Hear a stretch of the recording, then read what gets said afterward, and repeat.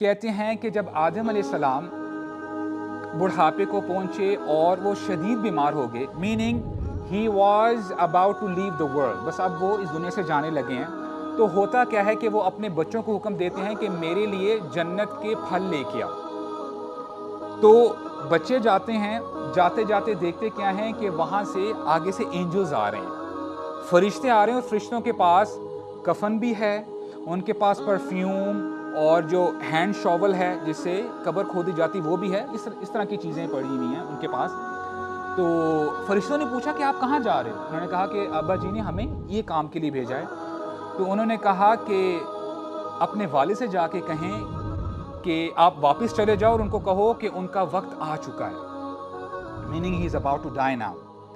तो अच्छा, ये ह्यूमन हिस्ट्री की फर्स्ट नेचुरल डेथ होने जा रही है। इससे पहले जो हाबील कबील हैं, जो इनके बेटे हैं, वो जो मर्डर है वो तो पहले हो चुका है, बट दैट इज़ मर्डर। तो होता क्या है कि जब फरिश्ते आते हैं आदम अलैहिस्सलाम के घर के दरवाजे के बाहर, नॉक नॉक, जो हव्वा अलैहिस्सलाम है वो जब देखती हैं वो पहचान लेती है कि ये तो मौत के फरिश्ते हैं।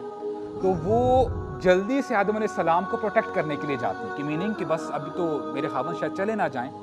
तो फिर आदम अलैहिस्सलाम उनको तसल्ली देते हैं कि देखो ये अल्लाह ताला की मशीयत है, इट हैज़ टू हैपन, ये अभी हो के रहेगा। तो होता क्या है, वो पीछे हो जाती हैं, सब्र करती हैं, तो आदम अलैहिस्सलाम की वो रूह कब्ज़ कर लेते हैं, और ये फरिश्ते हैं जो आदम अलैहिस्सलाम को गुस्ल देते हैं, परफ्यूम करते हैं, उनके जो है जनाजे को लेके जाते हैं, ग्रेव को डिग करते हैं और नमाज जनाजा पढ़ाते हैं। और जो लहद है, जो तरीका है सुन्नत का, वो साइड में एक जगह होती है जहाँ पे जो डेड बॉडी है उसको वहाँ पे लटाते हैं। उन्होंने ऐसे किया, और फिर सारे ये रिचुअल्स हैं ये करने के बाद कहा कि जो बनु आदम है, जो आदम अलैहिस्सलाम की औलाद है, अब ये सुन्नत रहेगी कि उनको ऐसे ही दफनाया जाएगा। ये तब से ये सुन्नत हमारी चलती है।